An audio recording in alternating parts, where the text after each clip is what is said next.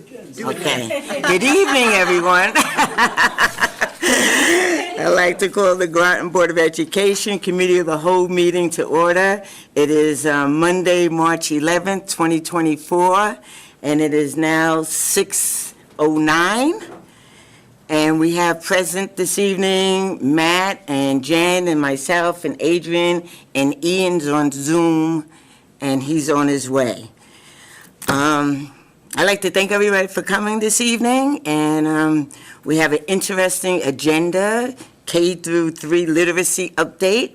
I'm waiting to hear a great presentation from the superintendent and the staff, and a good discussion, and lots of good questions. All right. So I'll turn it over to Susan. First, or the minutes? Oh, yeah, my bad. No, that's all right. All right. First on the agenda is review of the minutes of November 20th, 2023. Do I have a motion to approve the minutes? I'd like to move that we approve the minutes as presented. Okay, do I have a second? I'll second it because I don't know if these guys. No, this was okay. November. This Yeah, is going so I'll second the minutes. All those in favor, say aye. Aye. Abstentions? Just because I wasn't here. Okay, Oh, yeah, actually, if we haven't roll called, well, Ian's got to vote too, but I'm going to abstain because okay, all I right. wasn't here. So we have 2 in favor and 3 abstentions. And then it fails. And it fails. Oh, wait. Does Ian, Well, he wasn't here either in November, so, November when? November, you were on the board in Oh, November. right, that's right. Voting on the minutes for the, Yeah, we can hold it until the next meeting. Yeah, It's that's no fine. big thing, it's just the Okay. minutes. Okay, and like I said, we're going to have a great presentation tonight from Susan and her staff from K-3 Literacy, and I'll turn it over to right. Susan. So I just wanted to start out by saying we're really fortunate in Groton to be part of the master class, which is the CAPS and CSDE cohort. We're in cohort 3. We're one of 19 districts out of the 169 that have been part of this. Our 10-person leadership team has been meeting on a regular basis each month, and we actually have mentors that support us in the work. We have a literacy plan due at the end of the year, and actually we have to pull it together in the next couple months, and we will definitely be sharing it with the board. And a little bit of what you're going to see tonight is this literacy plan. We have a timeline.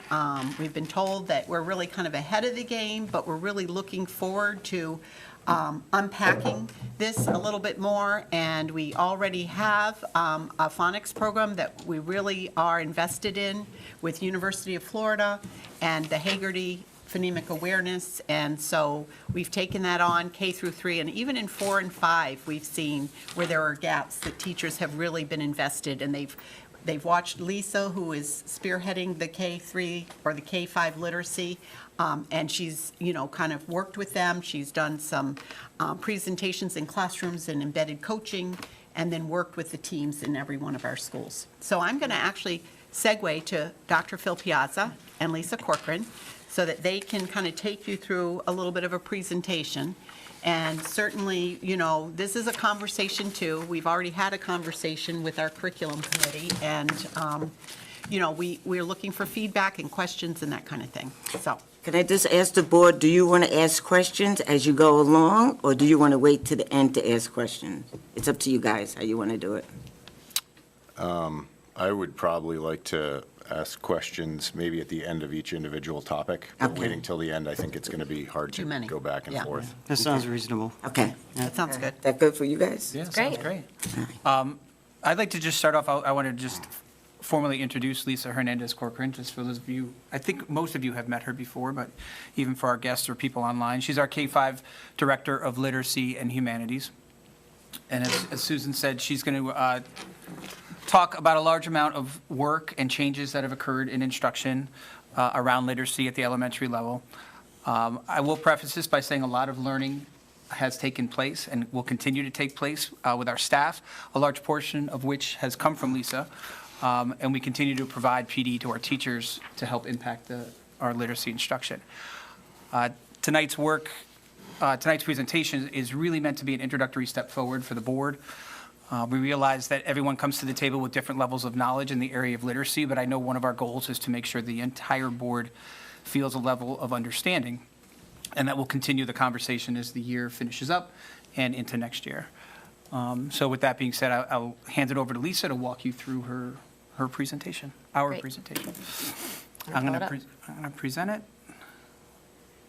And I think everybody on the board realizes that we have Margie Gillis coming in for our TLI Day tomorrow, 2 o'clock at Fitch High School Auditorium. We're very excited. We've actually included the paras and the tutors in this discussion, along with all of our literacy specialists, interventionists, our classroom teachers, our special educators. So everybody's going to hear about the why behind the science of reading. And she presented to us at the master class. We were thrilled with it, and we've talked to her periodically. She actually ran one of the one of the afternoon programs, evening programs for families at Charles Barnum. So she's a wealth of knowledge. So we're really looking forward to that tomorrow. Yep. All right. You want to click the button? Super. All right, so our conversation is going to be in two different buckets. So we'll talk a little bit about the state approval of the universal screeners, and then we'll talk a little bit about the right to read legislation and the move towards core ELA curriculum approval. So we'll start with the universal screener. You want to hit the next one? Okay. So one thing that we know is that the state required that all districts adopt a universal screener that lets us know where all of our children stand in terms of their reading, their strengths, their needs, and it is also a flag for dyslexia. So on the 23rd, July 1st, this past summer, everyone had to adopt and start using for this school year. So what we do is we had a pilot. We looked at two of the different universal screeners, and Dibble's M-Class by far was what the teachers preferred and the children found easiest and most really kind of like friendly to administer. So I will say that the Dibble's M-Class is something that we administer 3 times a year, beginning of the year, middle of the year, end of the year. It's standardized. And when we started our journey with Dibbles, we started our journey with Dibbles at the same exact time that our K through 3 teachers were starting their journey with the UFly Foundation's phonics curriculum and the phonemic awareness with Hegarty. So as a literacy department and as a literacy team, the decision was made that the literacy team at every building would be the ones to administer the assessment to all K-3 students, rather than overwhelm our teachers, having them learn new curriculum as well as a new assessment. So we took that off of their plates. So all of my literacy people in every building are the ones that administer it. I will tell you a little bit more about that. I'm just going to reach over. Sorry. No, you're fine. You're fine.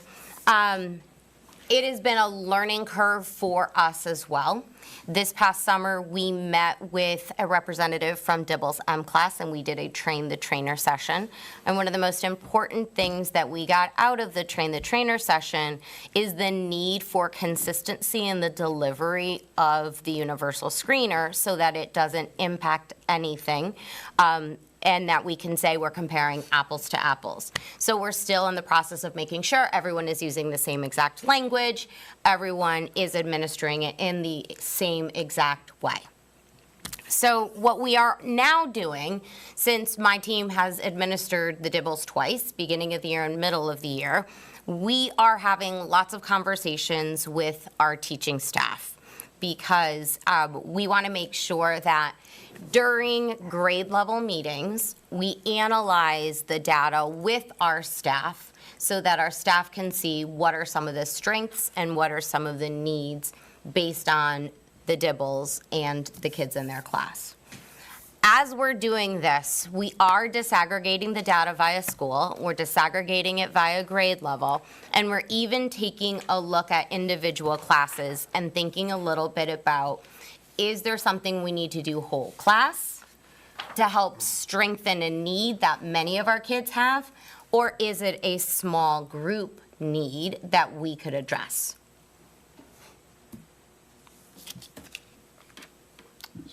No, you're fine. So this is our comparison data from the beginning of the year to the middle of the year. We can definitely get in the weeds at another time. I think this is a great opportunity for us to start the conversation, thinking a little bit about the district and composite scores.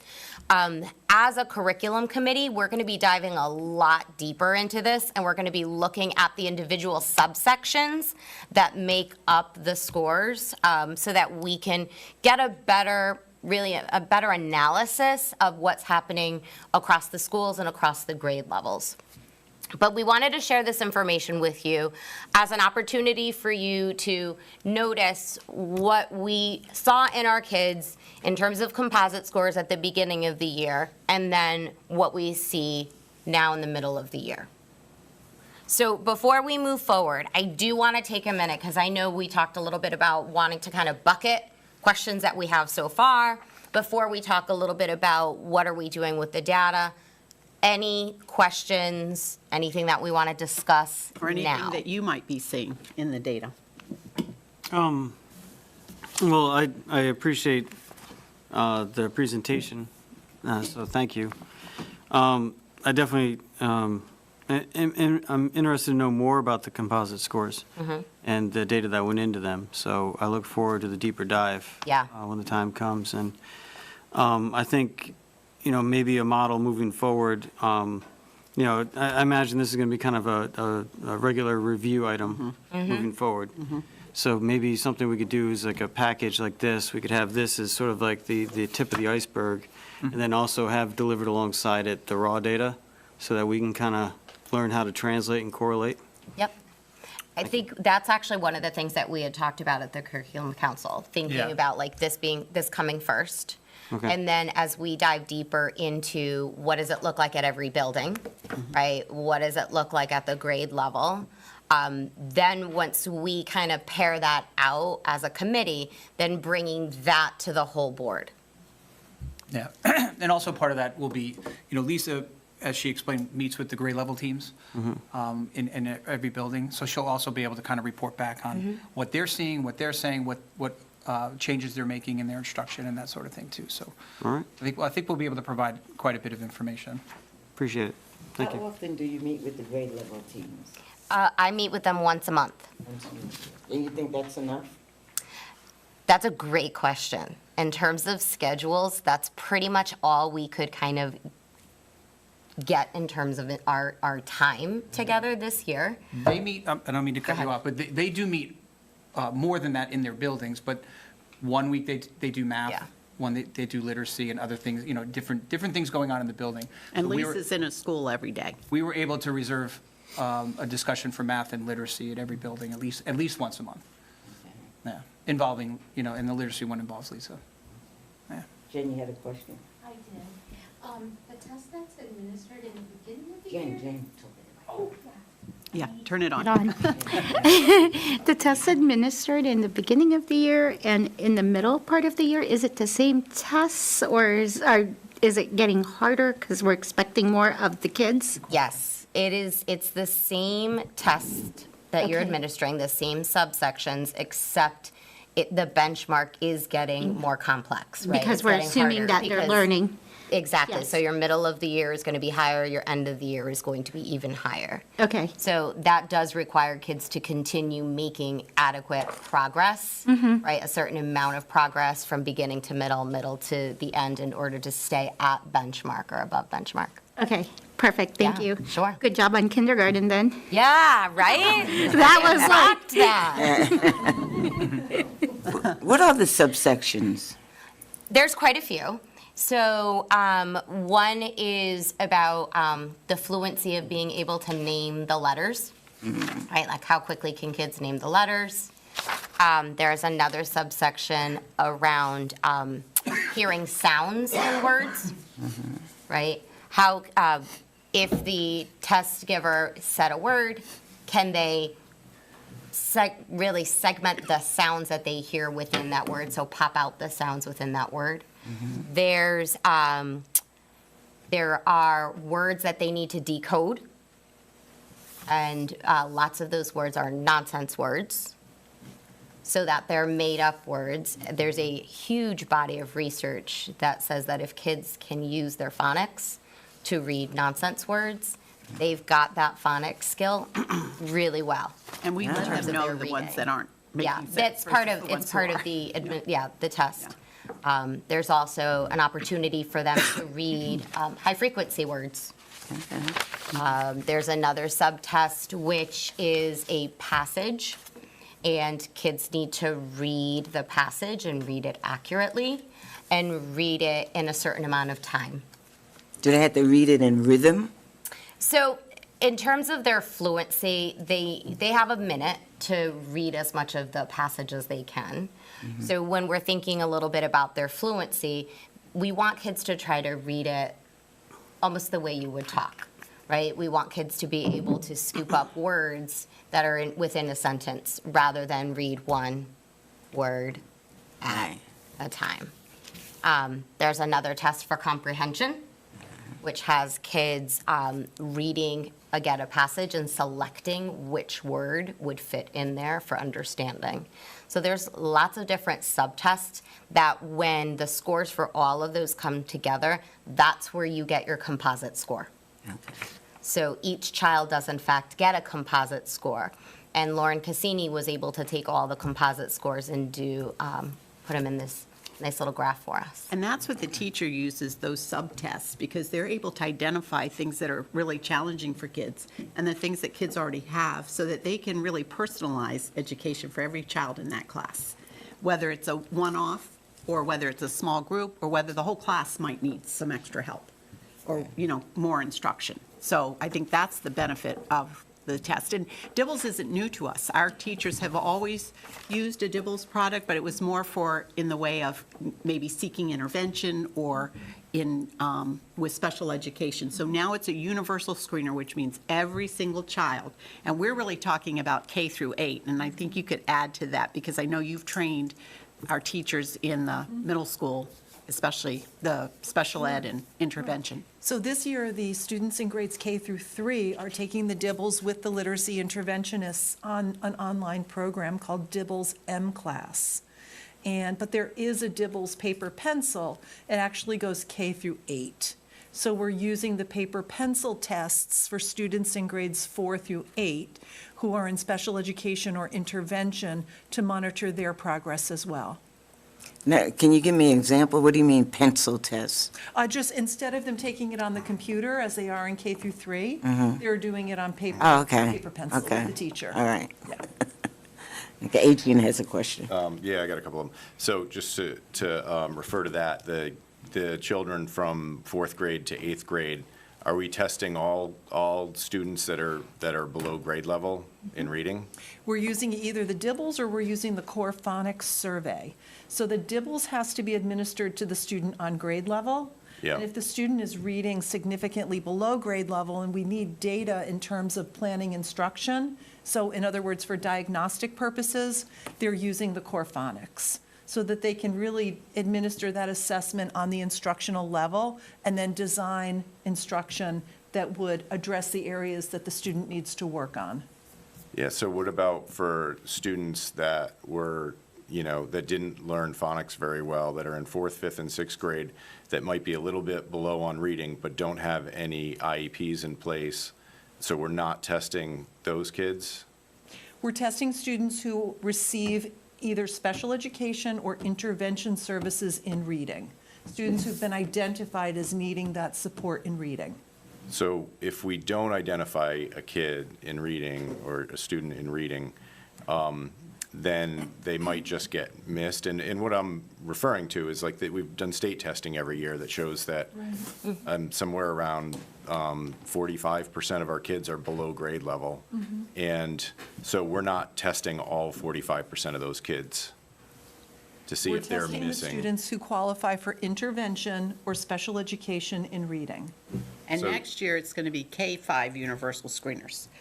I've seen instruction, Phil and I have seen where teachers in 4th and 5th grade are filling in those gaps for the whole class. So they've been trained as well to know, really understand the science of reading better and to know the phonics, and they all have access to the University of Florida. So I am seeing more of that because they've expressed the need to fill some of those gaps with kids that might All not right, be in so that. I mean, I guess I just want to, maybe I want to make more of a suggestion or see what the board feels about this. But I personally feel that lots of kids probably have gaps because we didn't have really good core structured literacy instruction. And I'm worried, because I've heard this said a bunch of times, that we're going to be seeking out kids that are behind.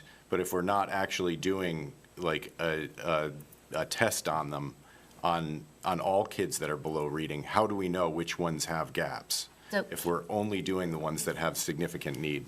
Okay, so to that end, one of the cycles that I did with grade level teams, specifically in 4th grade and 5th grade, was taking a look at a running record to analyze how our kids are doing in terms of their decoding, in terms of fluency, and in terms of comprehension. So what we did was we took a look at kids that were struggling but not necessarily identified, and then we conducted further formative assessments. So that's when we would do like a phonic decoding assessment to see which words, which phonics features can kids identify with automaticity, and which ones are they still working on.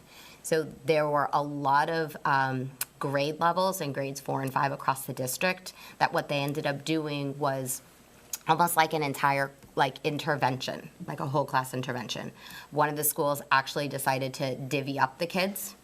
Right? So for 1 month's time, they divvied up the kids and they had targeted phonics instruction based on what they needed. Because again, they were noticing that their data, their formative data, was showing that they had kids that had significant phonic needs. We also were taking a look at their writing because you could see an awful lot in kids' writing in terms of like what are they hanging on to with phonics and what are they not yet hanging on to. So there's been an awful lot when it comes to looking more at the formative data because we didn't have everybody do a Dibbles paper pencil version this year. But next year, we're planning on using the universal screening, K-5. Yes. So And Dibbles then will happen for all students all in the kids. school? All K to K-5. five? Yep. 3 times a year. Yep. All right. Yeah. And then my other question was, are we sending the Dibbles scores to the parents? So what I will say about that is this year is definitely a learning year versus a performance year for all of my staff, for my literacy team, for my teachers. We're doing an awful lot of learning when it comes to the science of reading and when it comes to diving into the Dibbles data and understanding what each subsection means in order to be able to take next steps. So what we are currently working on with our classroom teachers, K-3, is how are they going to communicate what the Dibbles data was showing during their conferences. So during the March conference time, we want our teachers to be able to have conversations with the caregivers, not just a piece of paper with different colors. We really don't want us to panic anyone. I know they come in both Spanish and English, which I really appreciate, but for a first time, when my teachers are just getting familiar with what all these subsection means and what to do with them, they're going to have a conversation about it. It doesn't mean that that's how it's going to be forever, because again, this is just our process for right now. But that's one of the things that they're going to be doing during the March conferences is talking to caregivers about the Dibbles, about why we administered it, about what were the strengths that they saw, that we saw as a literacy team, and then next steps. I guess Jen, you still talking? Yeah, I guess, if I can just finish this conversation. I guess I see it a little bit different, because a lot of parents, because I did hear from some parents after it came up before, that they didn't know about it. One parent said it was briefly discussed in a meeting. I feel like parents should have the data and be able to make their own decision if they want to be more involved. And like, as far as confusing parents, I've been through the M-Class website, and I've seen that when they take the test, it actually gives a printout and gives parent advice. So things that kids can do at home, or their parents can do with them at home to support us in the school system and support their child. And I don't see a strong reason for not giving parents that piece of information and taking advantage of every opportunity we can for learning. And I also see, if we like this as, we have whatever, 350 or 400 kids in first grade or kindergarten or second grade. If we don't take every advantage we can for those kids now, we're going to be another year behind. And we just keep kicking the can with the reading program, and I feel like we're doing that again. Well, I am going to push back a little bit and say we are absolutely not kicking the can this year. My teachers have been working to the bone to try to make sure that everything that we've been learning about the science of reading, they're implementing and embedding into their instruction. When we started the year, orthographic mapping, just even language around the science of reading. For some of my teachers, they had been listening to podcasts and reading books, but for other teachers, it was new learning, right? So we have been doing a lot of work when it comes to how do we take current research and bring it into our classrooms. I'm not speaking against, sorry, I didn't mean to cut you off there, I'm not speaking against the work the teachers have done. I mean, this legislation it was enacted in 2021. We knew the science of reading was coming. We didn't do much. I mean, I was at that meeting on May 8th, and we were talking about just piloting UFly at that point or something like that. So I realize that we are doing a ton now because we didn't do it before when maybe we should have. There's probably varying opinions on that, but as far as at least getting parental involvement, I personally, I mean, we can see what the rest of the board feels about. Yeah. If- But I will share with you that like the kids, because that was my concern with, when are we getting this information out to the parents, similar to you. And in talking to the principals, the parents, the kids that are falling into the red right now, and even the yellow, are already receiving intervention. So those conversations are happening. What's that? Or special ed. Or special education. So those aren't going to be new conversations. They're not going to be sharing news with parents that aren't aware of where their children are. Now, it's the first time they're going to see the Dibbles print out and probably hear more detail about what the Dibbles is actually measuring, the subtests, all that sort of thing. That's what we're trying to make sure our teachers have a full understanding of, so they can speak, to the highest point with that. But just so you know, that doesn't mean we're not, the kids aren't receiving their interventions or their services just because we haven't yet discussed this particular data point with them. We're equally impressed with the family piece that comes along with M-Class. And we've even talked about, in some of these family literacy nights, being able to share more information on science of reading specifically, and even the Dibbles. So we want to get the information out to families, and I think the conference is the perfect time to be able to pull it up on the screen, talk to parents, and if parents want a copy, we'll get them a copy. But we're just, it's the first time that they're looking at that, and so, we want to explain it so it makes sense. And then, you're right, it gives suggestions to families on things they can do at home. So, we're really impressed with that piece of this M-Class. Are you going to give them, the parents, the suggestions? Yeah. Oh, I mean, good. you can, At yeah, least they're they're going to getting review that. it with them, and then if they want a copy, we can make a copy for them. Well, the whole point is it's done 3 times a year, so hopefully those you should implement them right away. I think the teachers implement them within like a week or 2, right? That's why they do that mid-year testing on that. So if they're missing one skill, the teacher hops right on that and tries to correct that, because the longer you let things wait, the harder it's going to be to correct. Yeah. And the teacher going to have conversations like that, What percentage too. of parents are at conferences? We have a really good turnout for elementary school. I would say almost all of them, and if they aren't able to come at a particular time, I think teachers reach out to them, and they do make either a phone call or they check in with them. I think So- especially K through 3, we Right. get the highest turnout. Well, I mean, a high turnout, but if 25% of parents aren't at the meeting, I mean, I used to work a lot, and I never made those meetings, unfortunately. My wife made the meetings, but I feel like some parents probably aren't going to be able to make the meetings, and they're just not going to know about this at all if it's not written anywhere. in a report card or in a report.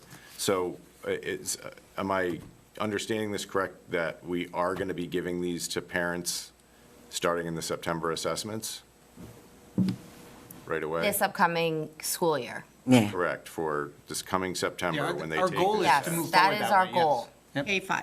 That is our goal, to move in that direction. No, well, are we going to be giving the parents the scores, like, in a reasonable amount of time, like a couple of weeks or something, after their student takes the assessment?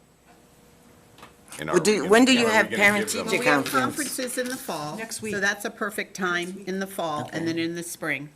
When do you have it in the So it's a perfect fall? time for the first time, and then for the second. And then we were thinking about having it either added to Power School or sending it home at the end year, so that they would have. We're trying to figure out a way. the whole I thing understand, about you're the talking about parent- time, being timely. Yeah, that's what Yeah, he's because talking about. these skills, I mean, so, just so we're on the same page here, like, there's been lots of studies, and if a child is behind in reading at the end of first grade, they have a 12% chance of being caught up in reading by fourth grade.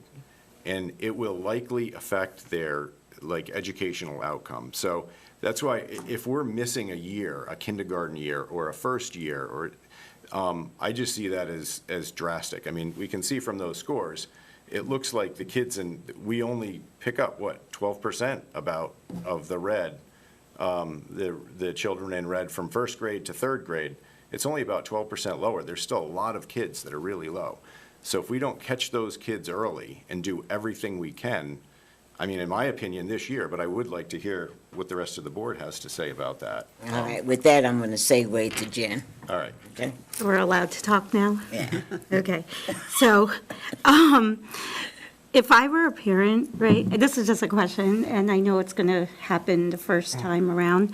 If I were a parent and my child is in yellow and red, what are you thinking the teachers what are they gonna share with the parent? Because if I were a parent and my child's in third grade and they're in the red section, I would be a little concerned that the first 3 or 4 years, that my child will be behind. And So like, one thing that I can say is when we were looking at the Dibbles data at every school, at every grade level, there were no surprises. when Okay, it so came to these kids are being serviced. Okay. Right, they're being seen. And that was a big part of our conversation. Let's look at our Dibbles data and make sure that children that are in need are receiving the services that they need. Okay. So it wouldn't be the first time that you are hearing it.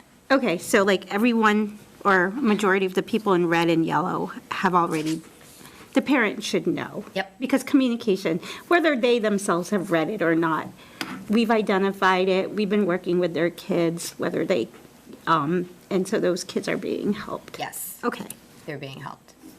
so then okay, that's all I wanted to understand. Sure. Thank you. Do you see a difference in the kids that went to pre-K and then go to K as opposed to the kids that don't go to pre-K? So I will tell you, I don't have that disaggregated data. Like I don't think we asked Lauren Cassini to pull that data to show the difference between the children that did experience pre-K and the kids that didn't. I think that's something that we might be able to ask Lauren to pull to see what kind of a difference we're noticing. Yeah. It's a good idea. And I do want to say that tomorrow, we've invited all the preschool, pre-K teachers, and they've absolutely been involved in the Hagerty rollout, so they're really seeing some good signs in the preschool and pre-K. But you're right, there's even other children who are in, some of our community preschools that we're going to be learning about now as we do the kindergarten screening. And in the kindergarten screening, we do have different assessments that give us a lot of information about them even before they take a seat in kindergarten. And what we do hope to do is to find some way to post that parent sheet into Power School. Right now, it's not that easy. We're downloading reports, creating PDFs, and we could probably post it by hand. Yeah.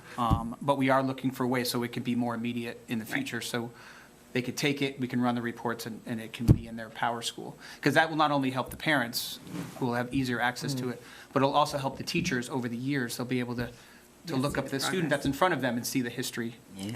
of scores. I just wanted to respond to Mrs. Washington, also to let you know that in all of our preschool classrooms, we're using the My Heggerty phonemic awareness curriculum.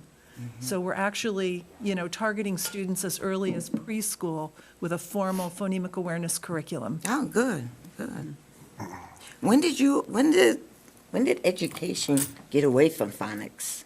How It did that never happen? really got away, but I would say COVID definitely had an impact, especially on phonemic awareness. Remember, we were in masks and we were sometimes hybrid. The kids were only part-time with us and they were on a screen and, there were a lot of complications. Our speech language pathologists tell us all the time that was a really tough couple years to be instructing, especially around No phonemic more awareness. excuses, though, with COVID. No, I know, but I'm just saying, it was we can't forget that. No, we And don't it has wanna a forget, decade but- impact, unfortunately.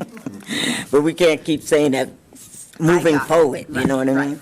I think our reading scores have been pretty consistent for a lot longer than before COVID, though. Like, they've been consistently, Consistently excellent? I think that might have looked similar in 2019 as it does now. Well, there was some growth right before COVID. And we There was did some earn growth two and blue 2 blue ribbons. ribbons. But whatever a blue ribbon means. But, All right, we Adrian. weren't using a phonics-based All right. program. Yeah. Go ahead, Matt. Thank you, Adrian. I've got a bunch of questions, so I think I'll ask the questions first and let you decide which you want to answer and what order you want to answer them in. One of the questions I had was, how do our DIBELS compare to our DIRG and the state? I mean, what's the context in which we look at them? So that's one question. Matt, can I interrupt you? You put it off if you want till later. That's fine. Could we do one question at a time? Because I promise you, I won't remember all the questions. Any way you want. Okay, so can we talk, that first question, how do our DIBELS compare to the DIRG? Yeah. Because every district had to adopt a universal screener but didn't have to adopt the same universal screener, we can't compare to what other districts are doing with their universal screeners. So what I will say about this data, what we are hoping to move towards is closer to 80% of our kids at or above benchmark. That's our goal. That's what we hope to move towards. Do you have a time frame for that? Thank you for that follow-up. That's a great question. So what I think this year is going to be is taking a look at what our beginning, middle, and end of the year data is showing. I think based on our end of the year data, we need to make some serious goals for the following school year, because then we would have had our learning year of how to deliver and how to analyze the DIBELS data, as well as like having our teachers be familiar with it so that we can move into next year with more of a goal. Now, to move from, as you're saying, 55% to 80% is a ginormous jump. I would say we need more of attainable goals so that we can chip away at that. But that is the ultimate goal, is for your Tier 1 instruction to be able to deliver instruction so that 80% of your children are at or above. Yeah, and also remember, we have a highly mobile population. Yeah. Yeah. So I was going to phrase it a little bit differently. I would say, how do you see the establishment of longitudinal outcome goals? And you've articulated that very well. But also midpoint goals, including what criteria are we going to use to establish these goals, and the percentage at or above grade level. You gave that. So I look forward to that as you get it. The second question I had to do with our red zone kids. Now, one of the questions I asked before the meeting is this given to all students, regardless of, oh, I'm so sorry. They've missed pearls of wisdom. I know. I'm sure her mic picked it up. Yeah, can you, Let's you're hope facing this way. So this captures everybody, including kids of various cognitive, motor, auditory, all sorts of issues for which we do provide lots of support. So there are kids, this is just a personal opinion, for whom achievement of above benchmark may never be in the cards. that doesn't mean we're not going to help them make a lot of progress. We will. But they're included. So what do you see the base? Are we looking at how much of this red zone are youngsters with whom we're going to make progress and help them live full and fulfilling lives, even though they may not have certain expressive skills? I hope I'm saying that in a correct fashion. Have I communicated? Yeah, you did, Okay. absolutely. So Lisa, if it's okay with you, I can respond to part of that. There are some students who have significant cognitive deficiencies, disabilities, who are exempted from district-wide assessments. So not every student took this assessment. Okay. Because their IEP would exempt them from the assessment. They would be evaluated in an alternative assessment, one that's more individualized for their needs, possibly the core phonics survey, or possibly a curriculum-based assessment that the teacher designs.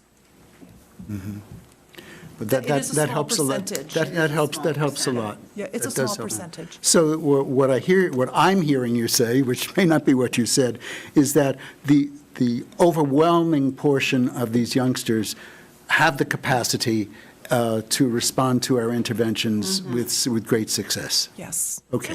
I would think that's appropriate.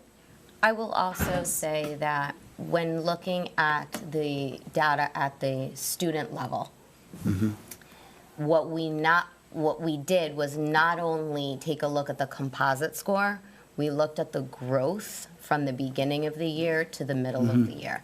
But those are just grade level, right, across the district. We actually broke it down into individual children, and we didn't just look at their composite score. We had some kids that were, for lack of a better word, when you looked at the composite, they were in red. They made 100 points growth from the beginning of the year to the middle of the year. That is huge. Like, that has to be celebrated. We looked at the subcategories. We looked at the growth that they made within the subcategories.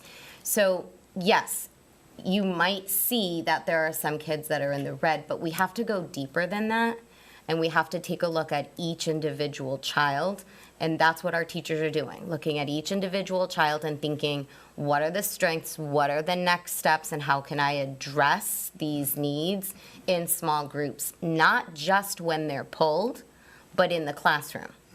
Because if we look at the multi-tiered system of support, if we're talking tier 1, that's everybody in the class gets, okay? So everybody gets this instruction.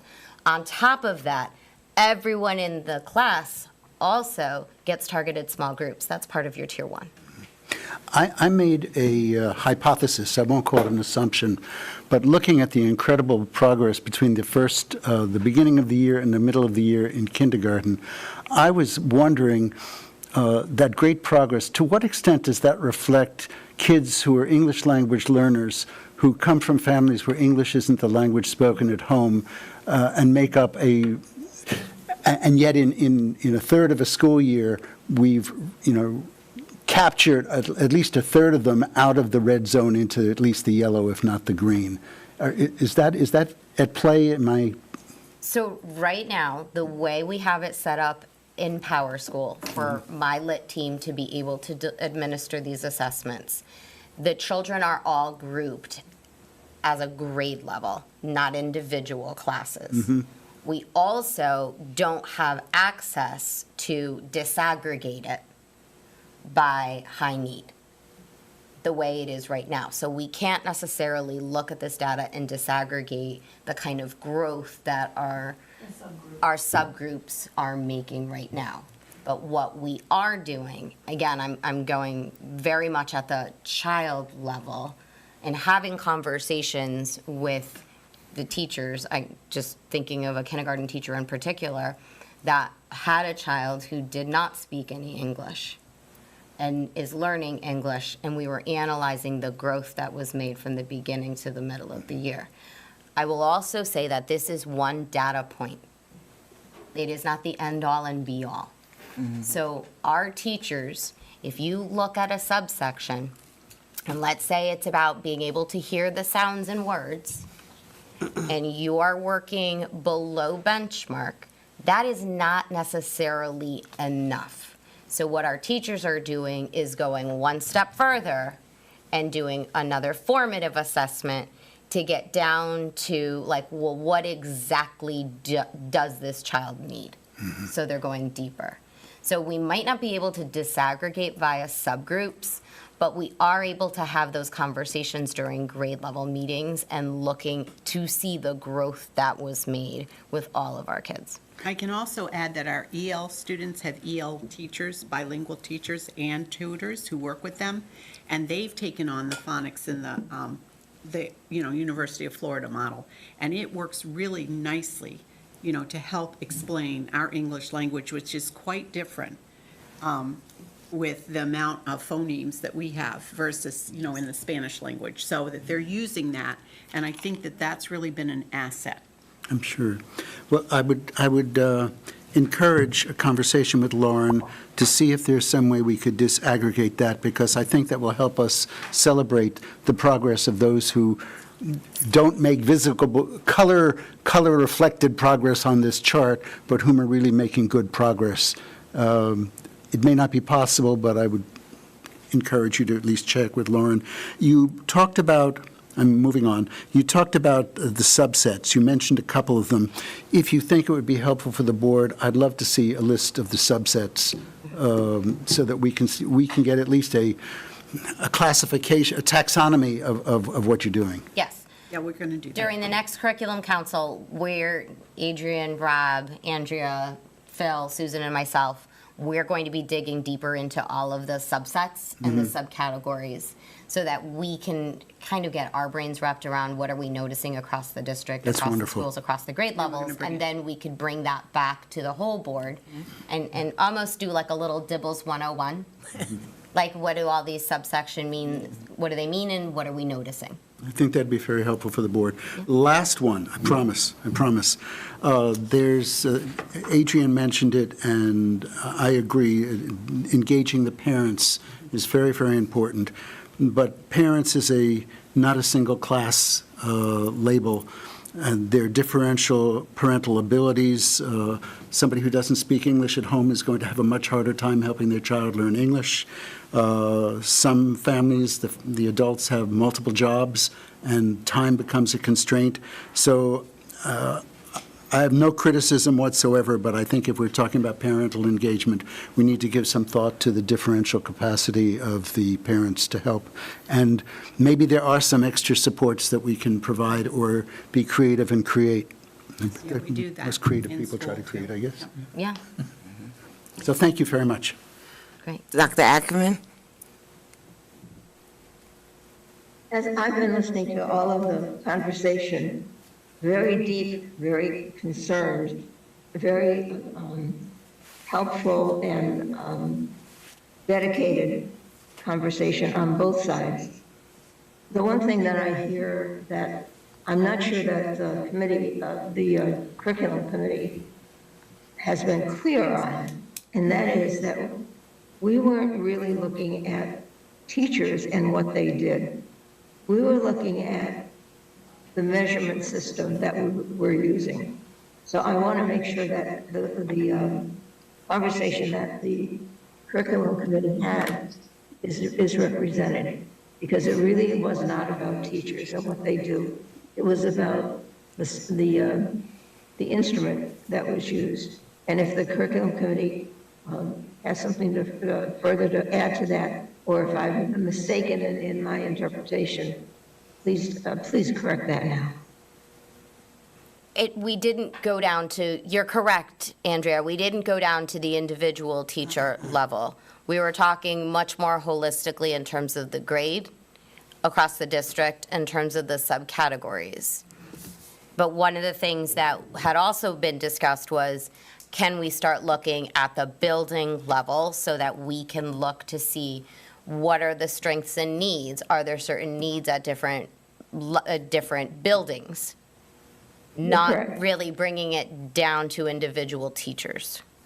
Yeah, I don't mean. Correct me if I'm wrong, Adrian, Adrian? Sue, Phil. No, Yeah. I think that during the meeting, we we're very impressed with the amount of work the teachers are doing and how, we do realize how much of a lift this is to try to learn a whole new kind of system of teaching, reading anyway. So I think that, at least that was my take from the meeting, but. Yes. But tonight, I'm hearing that much of the weight is put upon the teacher, and maybe that's not what your intent is, but that's what I'm hearing, and if I'm hearing it, I would think that other people who are watching may be hearing it. That's my concern. So But I think that the conversation tonight is deep and, I guess, helpful is the word that I'm coming up with, but it's really much more complicated than that. I'm done. maybe, I'm thinking that maybe that would have been interpreted from the comments on having the teachers have to kind of explain dibbles to the parents and putting that on them as more work. So maybe that's where, does that sound like where you got that, impression of what we were talking about? Well, I think it was more in general and more like, well, we're going to have the teachers do this, and we're going to have the teachers do that. And if I'm hearing that, that sounds like it's the teacher's responsibility. Not that it isn't, of course, but the responsibility for maybe weaknesses in what we perceived in looking at the instrument. That's what I'm Andrea, I saying. think I can make a clarifying point with this. I can make a clarifying point that one of the things I heard Lisa say and the principals have said is that they've really dedicated the literacy staff in actually executing the DIBELS assessment. And that's because our teachers have had this heavy lift of really understanding, the new University of Florida model, phonics, and the Hagerty, and their dedication is to the instruction piece. And we might even do that another year to take that load off. I think that the work that Lisa has done to support our teachers has been received really well, that they feel like they have a partner in this, and they have go-to people with their literacy team and with Lisa and their principals. So I feel like I'm hearing that they feel supported, but it is a heavy lift. And even communicating about the data to parents, we want them to be able to do that, but we're giving them talking points. They have the form in front of them to look at from Masterclass that gives really good tips and suggestions. So they're not doing it alone. So we are trying to support them the best we can. Right, and I understand that, and I appreciate that. However, I'm just telling you how the conversation is coming across to me. So if it's coming across to me that way, I just want to clarify, because I know where the teachers' hearts are, because I was there. And I know where the administrators' hearts are. And I know where Susan and everybody else who's at the central office, I know where your hearts are. I just want you to know that maybe the way you think it's coming off, it may not be. I could be wrong. I sound like Matthew now. I could be wrong. But we have to remember too, Dr. Ackerman, that teachers are a key component to all this. So they're going to be Absolutely. part of the conversation because they're really the key. They're in the classroom every day with these students. So they're going to be a key component. Absolutely. And I know it's a heavy lift, and I know they're a great responsibility, but that's not my point. My point is, that's not how it's sounding. So I don't want to beat a dead animal. Okay? But thank you. Thank you. We appreciate that. I think Jenny has something to Ian? Okay, thanks, bye. So long, and Thank you, Bev. You're welcome. So I'm glad, so I just want to be, we can go one question at a time. I can appreciate that Yeah, approach. please. So I just want to be clear, if I understood correctly, the universal screener up till now, this year, that ends in 2024, has not been applied universally. It's only been applied towards identified students? No. K-3, everyone. Every single universal student. screener. Every Except the single ones that student. were exempted by Yep, IEP. every single Okay. student. And next year, K-5. All right, K-5, okay, so thank you for that clarification. Yeah. And so I also wanted to offer some comments on the scores, the presentation to the parents. I'm in favor of, I find myself in alignment with Adrian's concerns and Matthew's as well. Speaking as a parent, receiving data from the school is incredibly informative, and it can help, like just getting a piece of paper with the information on it, with breakdowns, with, key terms and definitions as part of the package. I think that could help increase engagement. So maybe the parents that don't show may want to show if they understand that there is, some sort of deficiency occurring. And having like the articulated subsections within that could also help, saying, well, it's not like it's a total disaster, it's just like there's this, this, and this that are causing, rippling effects. So I would encourage, it sounds like right now the current pacing is you want to roll out slow with doing PPT guided instruction to the scores. Not PPT. No. No, just Parent parent, conference. parent The teacher. parent conferences. Right, okay, sorry, Yeah. misunderstood. Yeah, that's what I meant. And they're Parent coming te- up in a parent- couple on- weeks. Yeah, all right, so that was the March conferences you were talking about. Yeah. So looking at the 24 to 25 school year, is that the year where we might see, a more integrated form of like timely reports going out, being sent out like 100% to all students who take the test? That's the And goal. Lauren's already Great. on it. I saw that she put in the chat box. Did She's she? already trying to disaggregate and get that all set for us. Awesome. Love you, Lauren. That is great news. I would suggest possibly as some, to address some of Matthew's concerns, maybe looking at ways to do a YouTube tutorial video of how to walk through the M-Class website. And also maybe using QR codes on the paperwork that you send to open up, bilingual or, some sort of maybe multilingual, honestly, with like some of the software that's out there now. I think for M-Class, I think it only does English and Spanish. Okay, well, Yeah. either way, that's a great step It forward. is. We have Yeah. 60% of I like our those children are ideas. brown, so I think that's great. Yeah, so we could have like a English language and a Spanish language Yep. tutorial that could help. To build Walk on that, parents if you'd through. allow me to interrupt, maybe we could have a video posted on our YouTube site that goes to parents, or we notify parents. I love that How to, idea. how to understand, this is what's going to happen at the parent-teacher conference. It's going to be different this year. This is what we're likely to do with Yeah, your people. yeah. Right. So that there's a little bit of preparation for them. They're ready for it. Good That- idea. Thank you. Or even as a follow-up too, if they get there, afterwards. And I can appreciate the idea, Bev's question about differentiating between the pre-K and the K, that data. That would be great to know. Yeah. And the one thing I wasn't sure about is two questions. The red students, basically, the students that are in the red are already identified and in some sort of intervention. That's correct? Correct. Getting reading support or identified. The yellows, what's the status of the yellows? So most of them are because we were looking at this data as a literacy team also at the beginning of the year. Most of those kids, we've already had conversations with the classroom teacher, so we know what's happening in the classroom and as well as the reading team. Notes, we've got, in a lot of our schools, our reading department goes in, pushes into classrooms and does some small groups. So those children have already been identified.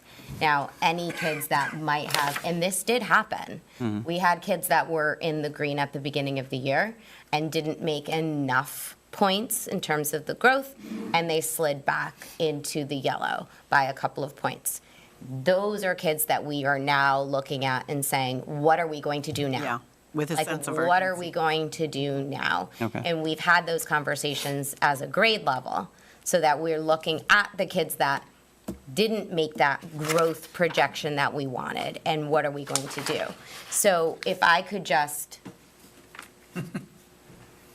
okay, So one thing that is really great about using Dibble's M-Class, to your point, is that it also groups our children by need via subsection.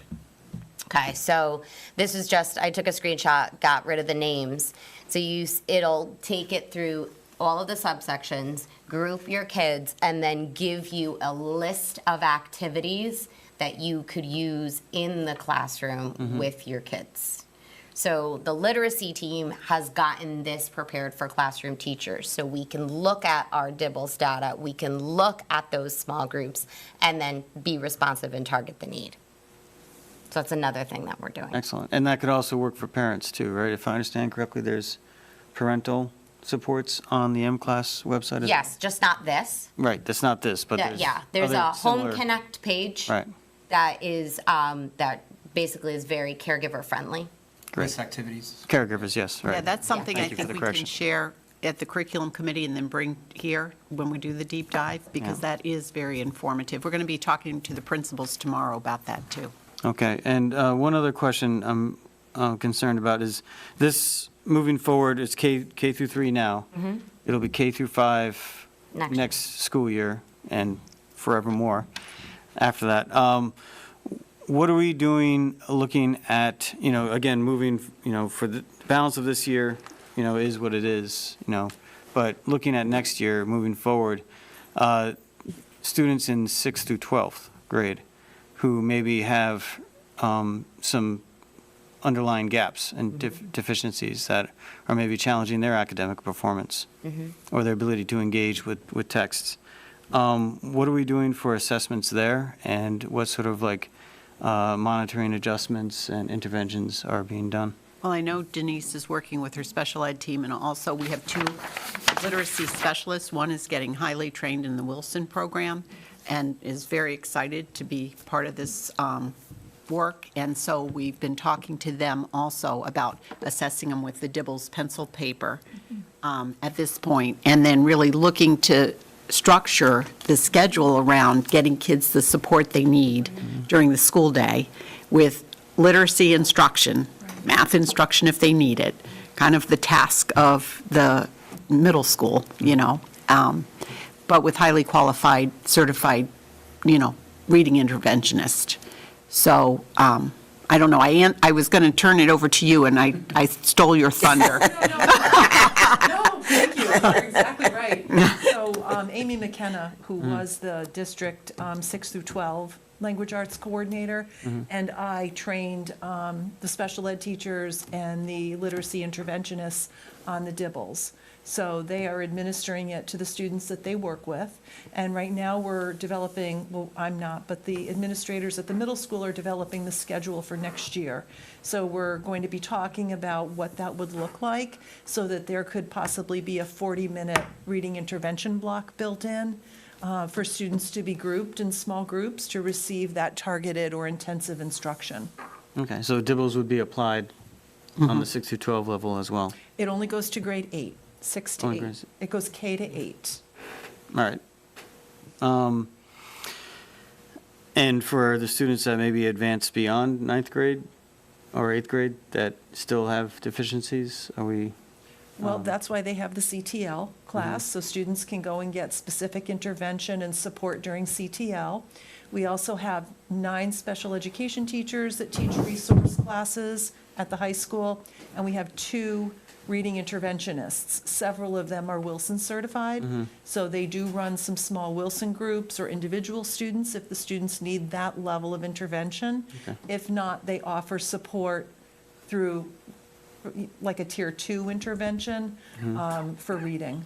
Okay, just one thought, and this is maybe a little tangential, but was there any thought to maybe, I know that Dibbles is officially, classified as being K through 8, but sometimes, in order to find the gaps, you got to use the right filter. And is there any thought to maybe using the Dibbles, for someone who maybe has demonstrated some sort of deficiency that, you're having a hard time getting your thumb on? Yeah. Just using it in the high school level, just as a catch-all to make sure, okay. Diagnostic. Yeah, exactly. You could use it as a diagnostic tool, absolutely. Yep. Great. The teachers haven't been trained, though. It's not something that we're expecting them to do right now. Right. Right now, we're really just focused on K through 3 and then 4 through 8 intervention and special ed. But we do have people at the school who know how to do that. That You know, would be the part of our literacy long-term goal. consultants, yeah. Right, so depending on the student and the situation, someone could alert a DIBELS specialist to come in and apply the test if they felt it was necessary as a diagnostic? Well, right now, again, we haven't branched out to the high school, so the high school staff have not been trained in the DIBELS. Okay, That will be probably part of our longer-term goal. okay. So this is, we've been rolling this out in steps in terms of what's required through the right to read legislation, and then branching out from there. Understood. Yeah, and I'm only asking this because, in my experience, and, I'm sure Bev can understand as well, a lot of the classrooms I teach in are sort of like one-room schoolhouses, where I have a lot of levels in one room, and I have to kind of, it's like education by triage. And so a lot of this is not unfamiliar territory for me. And I'm used to having, I have a broad bank of resources and assessment tools. And, basically it's kind of like, you move along until you sense a deficiency, and then you explore that, and then kind of figure out, okay, where's the bottom? And then you kind of start from there and build up. So that's why I'm kind of like throwing out these ideas of trying to cross over with the DIBELS, because, phonetics I found, is incredibly useful, just teaching phonics, and obviously, it makes a lot of intuitive sense. And to answer one of your questions from earlier, I recently went through a master's program and got a certification in special education. And so, again, a lot of this terminology is not foreign at all. So I understand Tier 1, Tier 2, Tier 3, and it was interesting to me because during one of the classes, as we talked about explicit instruction, and I realized what they were teaching, he was teaching phonics. And, so I talked to my professor and on the side, and I was asking, like, how long has this been going on? Like, this is the way I learned how to read, and so it's about, it's been about 20 or 30 years that there was this growth of like the sight words and that kind of thing, that different approach that was not focused on phonics explicitly. And it started out small and kind of grew across a lot of school districts. There's a whole history there we can probably talk offline about that you might find interesting. Okay. But I'm very enthusiastic about moving in this direction, and I'm want to encourage all this movement. I like it a lot, and I think it's the state law. I know there's some questions about curriculum, being provided, and, from the state. We don't have an official state curriculum just yet, but I think there's ways we can kind of keep moving through, and start, getting back to what's been proven to work with the science. To that end, I was not assigned to the curriculum committee. However, I would like to kind of just float the idea out there. I know we have a rule about no ex officios on the subcommittees, but one of the policy committee referrals I was going to bring forward in the near future was maybe creating, an ability to create exemptions for that, for one person at a time if there's a special reason to Can participate. certainly discuss it, no problem. But the good thing, Ian, is even if you're not on the curriculum committee, it comes to the committee of the whole, so you always are going to have a chance to speak on whatever happens in curriculum. That's a fair point, but to the end of like the nuts and bolts discussion, like I think maybe I could be of some help since, like I just recently went through, the program, so it's like fresh in my brain, like how I learned to kind of like learn the acronyms, learn the technical terms, so maybe I could help as a translator of sorts to help kind of bridge the gap between someone coming in to it more or less cold versus, someone who's well steeped in it. Because I'm kind of like in the middle there, and working as an educator, and one who's special ed certified, Anyway, it's a thought. So, that can be another conversation offline with the chair and, Yeah, we'll let Jay handle that. yeah. I'm only sitting in for him tonight. And she drove herself here, too. My one question. Wait, Phil was talking. I was just going to say that I think we're going to hit a lot of the stuff that Ian was just talking about as we continue, once we do, if you have a question. Mine's really simple. We're going to rely on the teachers to have these discussions in March. If I remember correctly, aren't those only like 15-minute? So how are they going to explain all of this in 15 minutes, plus talk about all the other things that they're supposed to talk about? Exactly. And that's exactly the conversation I've been having with teachers. How can we talk about one data point, which is not the end-all and be-all, because they have, I don't know, math, Other things. Math, science, whatever it may social be. emotional learning, behavior. They have a lot to talk about. So we've been having conversations about how to use that document for our teachers to feel comfortable talking about what their strengths are and what the next Yeah. steps are, among a host of other Other things that they things. need to talk about as well. Yeah. So this And I might- need my teachers to feel comfortable and confident having this conversation. And again, they're learning Yeah. to be deeper, like in this kind of understanding of Dibbles. Yeah, because this Jen, might what be did you like. say, Jen? Did you this say might- teacher conferences are only 15 minutes? Yeah. Yeah. It's like going to the doctor. You have 15 minutes in the Yeah. doctor, and And you're you also done. have some You're wait done. time. That's why Yeah, this will right. probably like 2 minutes. I don't know, I'm guessing, right? 2 minutes because they have all the other topics and the child development. Did you ever I think of don't making know. the teacher conferences longer? Like a half an hour, it seems to be. I don't know. Well, if I the think teachers it will have depends, time. that there are some that probably require a little more time. Huh? There probably are some that require a little more time. And part of it, again, we want to introduce we want the parents I don't wanna get to away. see that form for the first time in front of a teacher who might be able to walk them through it. It's not going to be a detailed conversation with every parent, obviously. Okay. Some students who might be high up in the blue, they probably won't spend that much time on it at all. Although, we take the time if they wanted it to. And then also with the option of meeting again, to have more detailed conversation, talking with our literacy specialists, if they really want to talk more about interventions and what services. But again, it shouldn't be a new conversation where they're seeing the red score for the first time. No, you no, know? but I'm just saying, like, Yeah. if Dibbles, you're going to talk about Dibbles, and then all of the Yeah, other you're right. topics, 15 minutes. And then if you have some parents who yap and talk a lot, and they take up your 15 minutes, That and the never teacher. happens. I, That is a conversation, and I'm sure the teachers that are listening are wondering the same question. We're asking the Yeah, same question that you're asking. because So, yeah. sometimes, like, your 15 minutes becomes 5 because somebody else, like, took up your time. I just having flashbacks. Any other questions, Jen? No, I'm all Okay. set. I have an ask for you, Susan. This has been put together in an environment where we have a certain level of support staff, which is not going to be the case next year.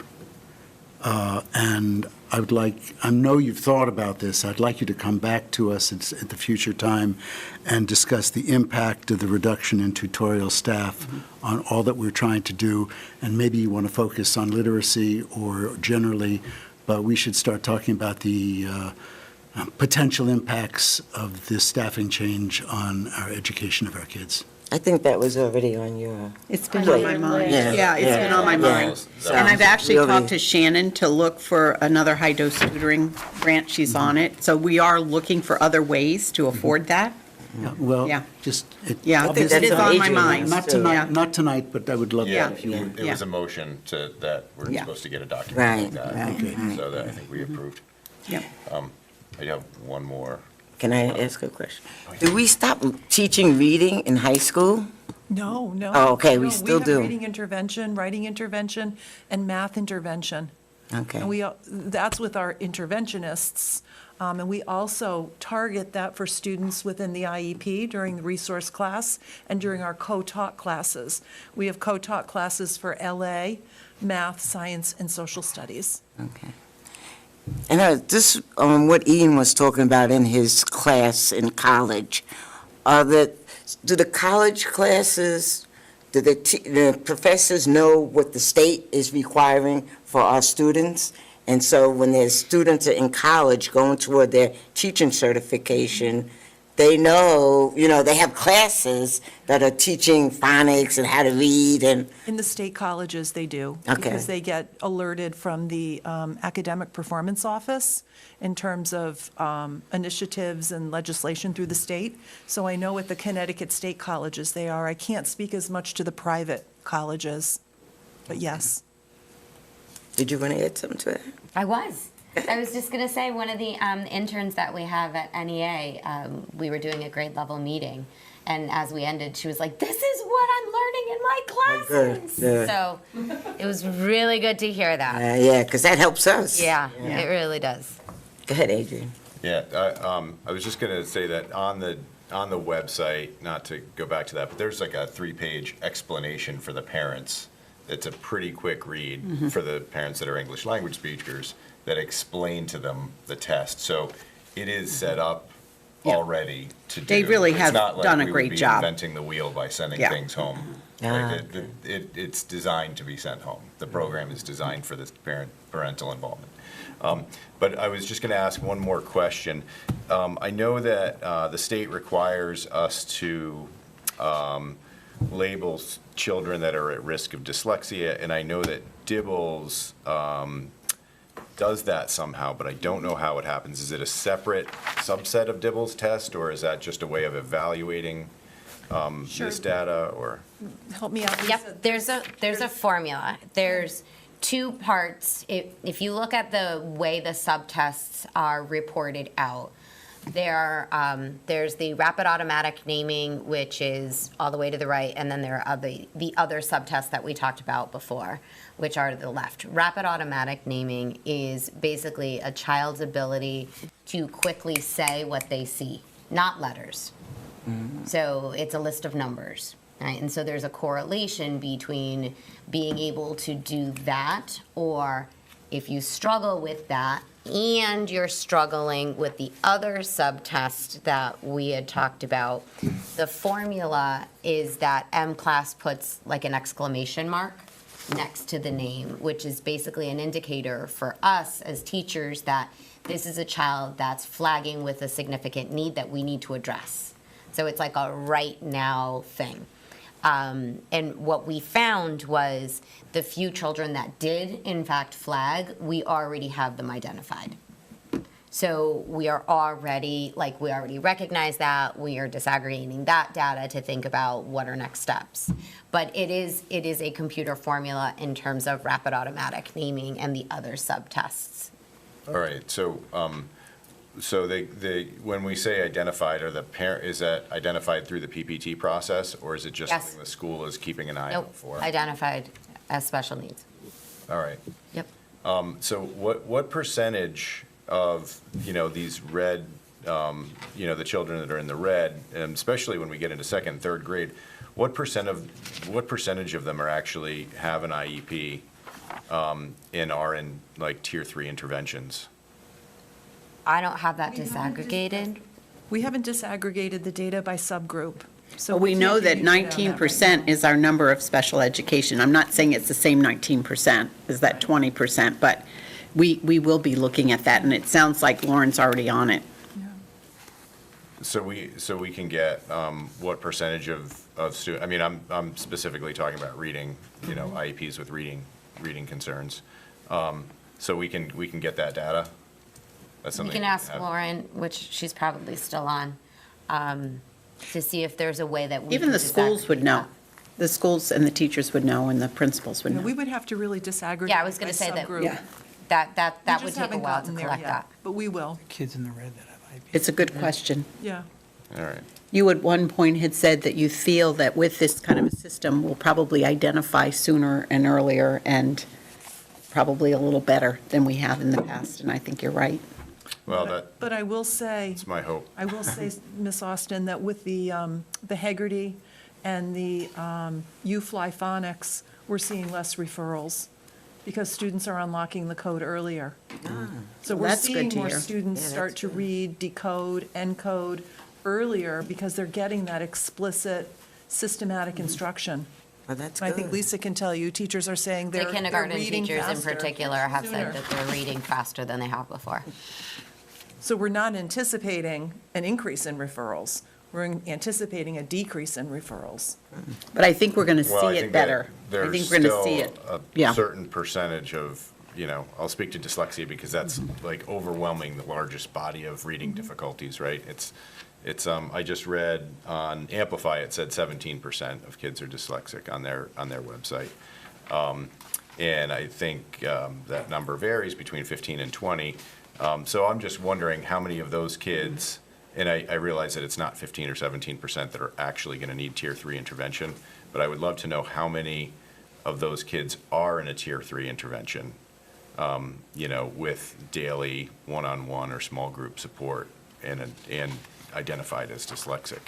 I'd like to know when we're identifying children as dyslexic, because going back to that, that statistic that kids that are behind in first grade will still be behind, have an 88% chance of still being behind in fourth grade.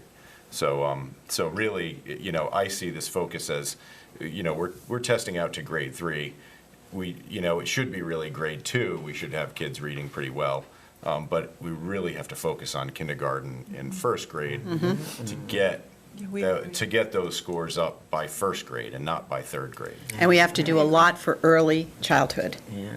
Yeah, well, hopefully with some of the other programs that we're Yeah. kind of dipping into the younger kids. Yeah.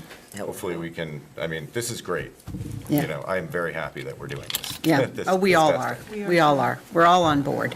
Well, then you'll be really happy with, you like my segue? Yeah, I like your segue. You'll be really happy that we just got geodes. Yeah, we're so thrilled with Geo. So our teachers have been asking for decodable text to support their instruction. And on top of that, have been asking for multiple copies for small groups. That is actually one of the things that we were able to purchase some classroom libraries that were delivered to the buildings, K through 2, so that our teachers can use those multiple copies in small groups. What's great also about UFly, they're using the passages from UFly in small groups as well to support that phonics transfer. So a lot of this is very much based on looking at the data and thinking about what are the next steps that kids need, either my whole class needs or a small group needs. And we had been purchasing all different kinds of sets of decodable text, but Geodes is really, I think, really one of the best that we've seen. And Well, it's by the state too. It's part of the compendium, it is. right? And if you so think we about the were right able to read. use our right to read funds to get these K through 3 sets. Yeah. So we're really K through excited. 2. K through 2, K through 2. right. Okay. How are we feeling? Feel like we can move into talking a little bit about Tier 1, our core ELA? Go for it. Yeah? All right, here we go. All right. So what do we already have? We already have our UFly phonics. We already have our Heggerty. We just got our Geodes decodable text libraries, and what we need is the language comprehension portion of our core ELA. So since September, I've been having conversations with vendors based on the State Department of Education's list of approved curricula, which has continuously grown. Started with 5, 8, and then the compendiums. I've had conversations with Amplify for their CKLA curriculum, ARC Core, Wit and Wisdom, Bookworms, L Education, and my office is filled with samples. So when my literacy team and I, as well as Susan and Phil, we're diving in, and Denise as well, diving into those samples, taking a look at what do these samples have, what are we noticing. A big part of what we were looking at was also how culturally responsive are the texts that come along with the curriculum. There was a study put out by NYU Steinhardt that actually stated that some of the approved curricula on our Connecticut State Department of Education site have been deemed culturally damaging, right? So those are the ones that we want to stay away from, Right. right? We want to make sure that we are as inclusive as possible. We've also gone to local districts. We went to Derby to see Bookworms, we went to Shelton to see Wit and Wisdom, and then we went to Clinton to see EL Education. Just to say that I've met a lot of amazing educators, but the educators from these districts were so generous with their time that it was something that was really awe-inspiring. They spent time on Zoom talking to us about their journey. They invited us to come to their schools. They had us go into classrooms and to observe. And I think that's one of the most important things for us to be able to see the curriculum in action so that we can start thinking about not just the samples, but what we're seeing and what might meet the needs of our kids. Can I ask you a quick question? Yeah. Why did you pick those districts? Oh, the districts, okay. So I will say that there were only 2 districts that were using Bookworms, Derby and Marlborough. And so it was like 6 in one hand, half dozen in the other from here. And we just happened to, Phil's friend is the principal Okay. there. So that was one of the reasons that we picked Derby. Wit and Wisdom, there was an article put out recently that Shelton's test scores have gone up every year for the past 3 years, and they really, they attribute that to Wit and Wisdom and the work that they're doing. So that's why I reached out to Shelton. And then EL Education, I think, didn't you knew? It was another, I know the assistant superintendent there, and they're sort of a year ahead where this was their first year using it. So it was really, I mean, again, they were so generous with their time. I met with the assistant superintendent first. He walked me through it. We went to visit with our team. We walked through it. They even met with us after we viewed the classes. And we got to hear, and they allowed their teachers to speak freely, which was Yes. refreshing too, about the challenges that they had as well. So We also took a visit to RMMS Learn, and they were really doing kind of in the same place we were, where they had done a waiver and they got a partial, and then they're looking at these other programs. So we had a really good conversation. We were able to see into the classroom some things they were trying out as well. Yeah. So that was good. And how did you pick those programs? The 2 that we're bringing to curriculum review, the group of people that went with us. We had the Okay. principals, we had the literacy specialist, Phil and myself. Then we also are moving towards another working relationship with the Hill on literacy. Yeah, we're not That's there good. yet. You're stealing my thunder. All right, Jen has a quick question. Quick, I missed the school that you went to for, or district that you went to for EL education. Clinton. Clinton, thank you. Yeah, Adrian has a question. okay. Yeah, do you mind explaining, I read that whole NYU study, all 48 pages of it. Oh, Yeah. And it is upsetting, but I feel like using that study to exclude programs missed the boat of the study. It was a study on 3 programs, the 3 biggest programs in the country. And that study was done because there's been a lot of talk of, just texts in general being culturally damaging, or this was the word that they used. And that study was pretty bad. It was significant what that study said about these, about those 3 groups, or those 3 publications. But it doesn't say that any of the other ones are any better. No, it doesn't. It So- doesn't. So I think, just so I don't want to ask questions and then so I did some searching on this. And I also reached out to one of the curriculums that's on there that we excluded, but Wit and Wisdom, there is a published article, it was in the Journal of Curriculum Studies in 2022, reviewing that publication directly, and it said, the findings of this study indicated that whiteness is centered at every level of the curriculum in text section and thematic grouping of texts, as well as through discursive moves in teacher-facing materials. So I don't know what a teacher-facing material is, but. I think it's their manuals. All right. So, you know, I think that we need to look at all of this, so I did some more research, and I found something on EL education that said kind of the same thing. That one wasn't published, that was, I think it was a thesis project or something like that. And Colorado's had the same laws that, they have a similar law to Connecticut, right, with the right to read. They're a little bit ahead of us, a few years ahead of us. Denver did the same thing and basically said they found these problems in lots of different texts.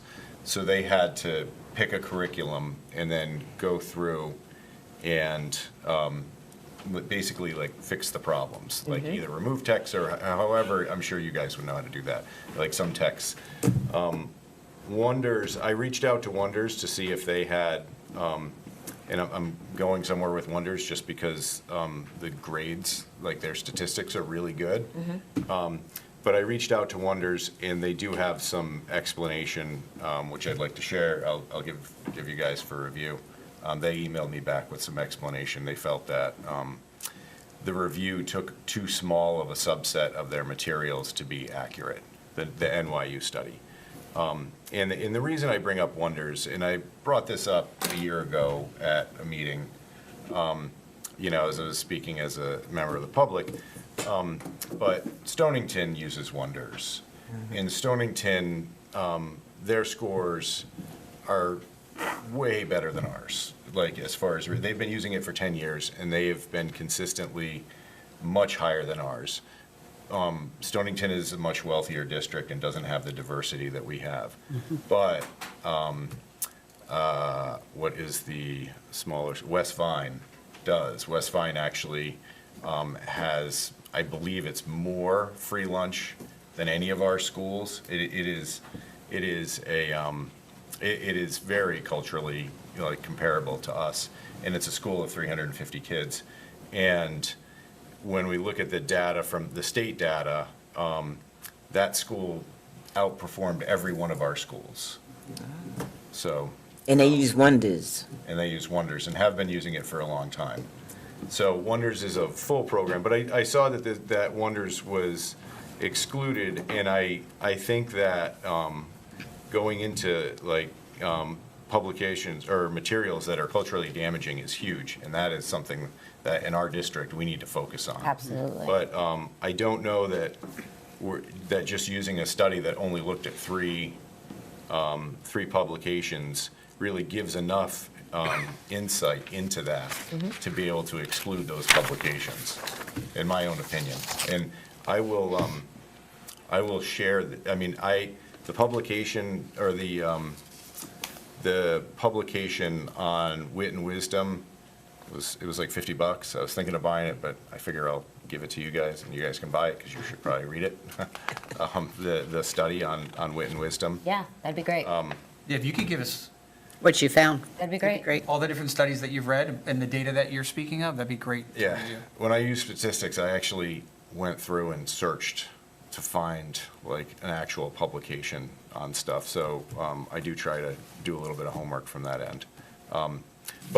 So I would like to, you know, have we looked at Wonders as a district? The reason that we haven't is also because we're looking to keep UFly and to keep Hegarty. And it's Because not a Wonders compendium. is a comprehensive. Yeah. Wonders is everything. So that means we would get rid of UFly and Hegarty.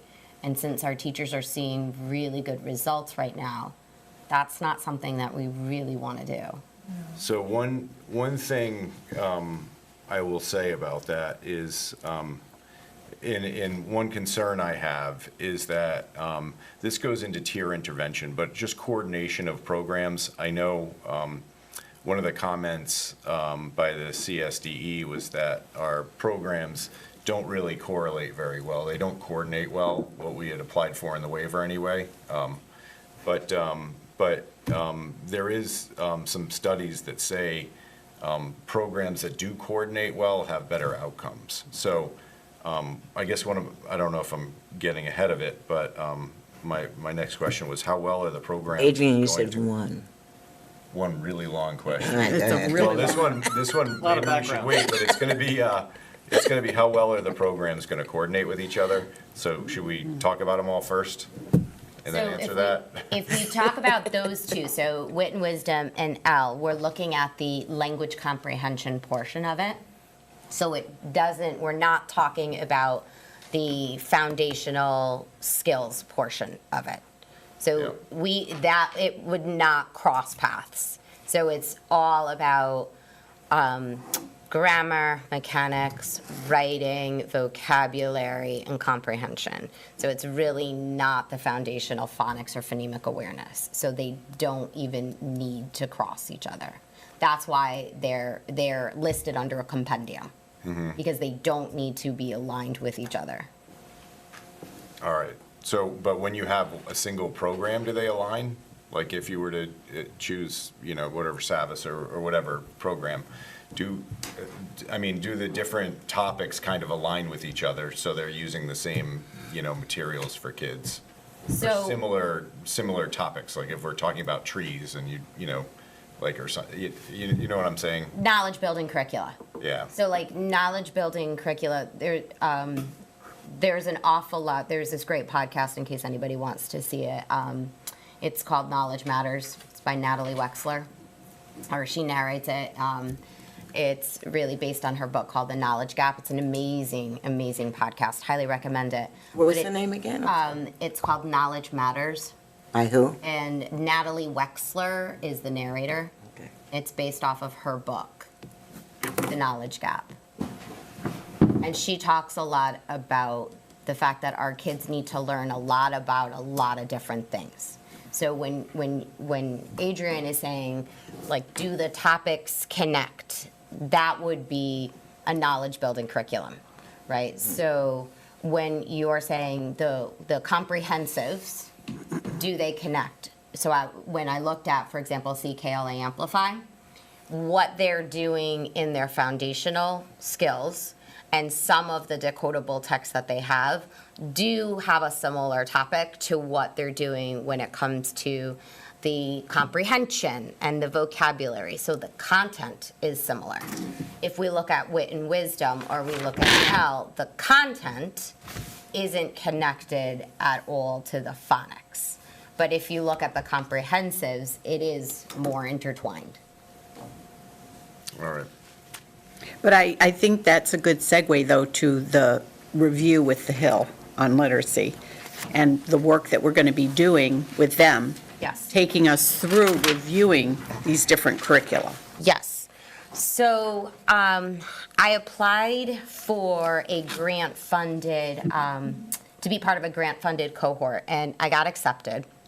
So we have the opportunity, and we are going to be working with Hill for Literacy. It is a curriculum agnostic organization, educational organization, that has worked for years with school districts to help them analyze core ELA curriculum to make decisions about adopting, like which ones would they adopt. It's very different from piloting, right? So if we think a little bit about what usually happens during a pilot, you usually have 2 or 3 curriculum. It is usually towards the end of the year where you have teachers take a unit and try the unit out in their classroom. Usually it's a unit 1 because you can't really do like a unit 3 or unit 4 when you haven't kind of built those structures and routines. The way the Hill is organized, and they have created rubrics, very extensive rubrics, so that we get volunteers together, teachers, special education teachers, reading consultants, some principals, and we spend 10 hours per curriculum, but led by someone from the Hill. So they're with us every step of the way.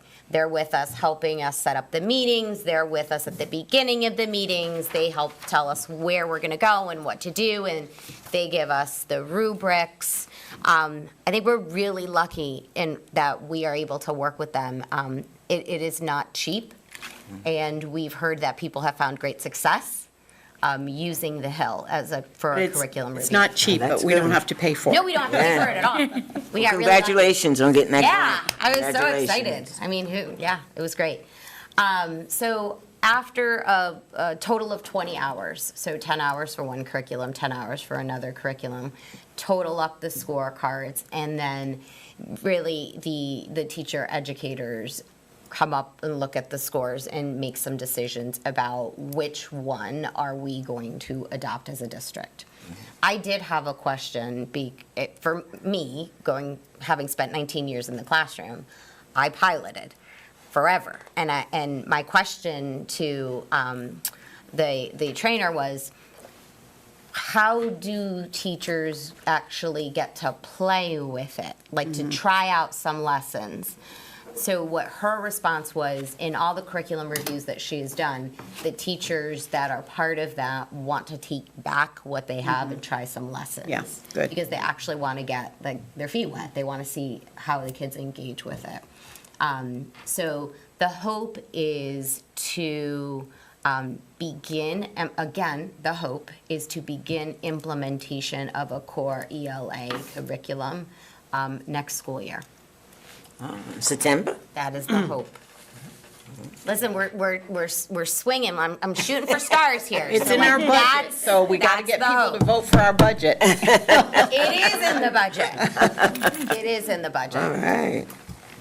Did you see Dr. that? Ackerman has her hand up. Oh, I just, okay. See, this is what happens to you a lot. Well, I was busy looking at Lisa talking. Okay, Dr. Ackerman, you're on. But she You're never still took her hand muted, down. Dr. Ackerman. You're still muted. Yep. There you go. Oh, no, Oh. now you're muted Nope, again. still muted. One more time. One more time. Ah, Her niece. Professional is listening assistance. more. Hello, There you go. that's my niece from Bridget. The reason of course, you know my ears went right up. I heard one of them was concentrating on writing and grammar. And I know everybody falls off their chair when they hear grammar, but trust me, it's fun to learn. I know that because I hear it from students that I had 50 years ago, and students at the academy now. So, can you tell me again, I have two questions. Can you tell me again which one that was that you said that about? And secondly, how do I get it? It's all the curricula.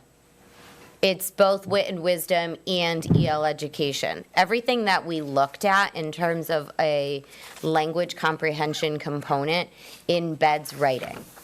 So I thought I heard that we didn't get it. Perhaps I misheard. No, we're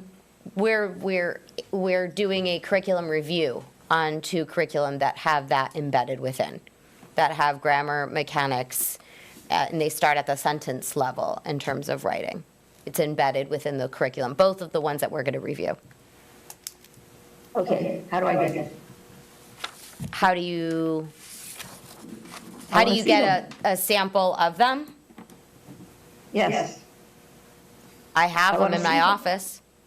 I have them in Okay. my office. You're welcome to them. All right, so if I Yeah. come to the center, I can get them. Yeah. Correct. I can give you a couple of manuals so that you could take a peek at them. I'd like that, but I Yeah. also would like to see what the students are seeing, even if it's embedded, even if it's just one lesson. Yep, right in the manuals. I could Okay. definitely have those for you. Okay, and I would like to see what the kids have their hands on. In terms of the new curriculum, If I could No. interject, I think she's asking for the student-facing material. oh, As well the as the student-facing, As okay. well. The student-facing Yes. material. I hear you. Yes. And I got you. As well as, Got it. And- Sounds good. and Actually, I'd like to jump in on that as well. I'd like to see that. Yeah. Yeah. good, great. Okay. I have no idea what I did, but thank goodness my niece was here. Thank you. I don't see it. Yeah, It's all right. Okay.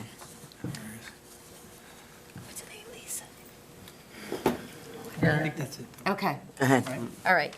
Yeah, so And the basically, timeline's in there too. the timeline, what we've done so far last year and this year is in the timeline.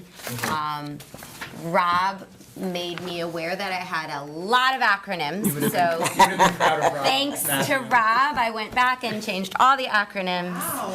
I know, that took a while. She spelled it out. Can we just go back to, before we switch slides? Yeah, Is it I'm really- all done with the slides. Yep. Oh, all right. So I do have some more questions on the slide, so I figure now's a good time. Sure. So, another thing, and I'm just gonna read what I listened to multiple times, and I printed a screenshot of this presentation, but it talks about efforts between Tier 1, 2, and 3 interventions not having conflicting approaches, which make it Yep. more different for students to learn. So there's lots of studies showing that the Tier 1, the Tier 2 needs to follow the Tier 1 and run simultaneously with the Tier 1 and also with Tier 3. So how are we doing that? So when it comes to the new curriculum or currently what what we're doing right now this year? I'll go to new curriculum because we're done with Teachers College and FMP altogether, correct? In terms of F&P right now in kindergarten, we're not giving an F&P. We have to look to see what we would do instead so that teachers could listen to kids read and have an idea of what they're doing for decoding, fluency, and comprehension. So we haven't found something to replace that yet. So- I think they're using decodable text, though, with them, right? And- Some teachers are. So, all right, this will get into a little bit of a different discussion. So our K to 3 program isn't really we're talking about 1 to 3 today. So we're No, still using F&P in kindergarten no, for the core curriculum? no, they're not using. Are you talking about the assessment or are you talking about the instruction with No, books? the F&P classroom or whatever it's called, the, Like the guided reading libraries and Correct, all of that? yes. No, we're not using that. so we're just using F&P for assessments. Yes, to hear All right. kids right now, But as but far not as- in Or running kindergarten. records. They use running records all the time, too. Yes. All right. So we'll go back to that. Tiers 1, 2, and 3, how do they support each other With the future curriculum. with the future curriculum Okay, for so- September 1st? Yep, so with the future curriculum, we've been looking at the different parts and each one of the curricula, Wit and Wisdom and EL, when we were looking at it, have small group aligned suggestions. Like if your kids are doing this, then this is a small group that you could do in alignment with the language comprehension component. Now, in terms of small groups for phonics, very much aligned with what we're doing in UFly Foundations and with the decodable text. So what our small groups, and we've had meetings with special education and with the reading interventionist to make sure that we are in alignment with what's happening in the classroom, that whatever we're doing to support our kids that are being pulled out follows the scope and sequence of what's happening in the classroom, that has the similar language and visuals to what's happening in the classroom, but also make sure that we transfer phonics into continuous text, whether it be a sentence or a decodable text like the passages from UFly that are also being used in the classroom, or the geo-decodable text. So moving forward, with UFly and Hegarty being something that our teachers will be more comfortable with, the small groups that are going to be happening with either the teachers or the interventionist push in or push out are still going to be in alignment with the scope and sequence and the visuals from UFly, as well as the passages and the geodes that align with that. All right, so that's Tier 2. What about Tier 3? So Tier 3 for special ed. Well, Tier 3 is very similar. It's just a little bit more intensive, and they meet more frequently. So Tier 3 doesn't have to look different in terms of content. It's just the frequency and intensity of the instruction ramps up for Tier 3. All right, and one thing maybe now is a good time because we're talking about reading, but how many teachers, I asked this and I got an answer that didn't make as much sense. How many teachers do we have that have Wilson Level 1 training? That's not on the agenda tonight. I did not bring that data. So this is, all right.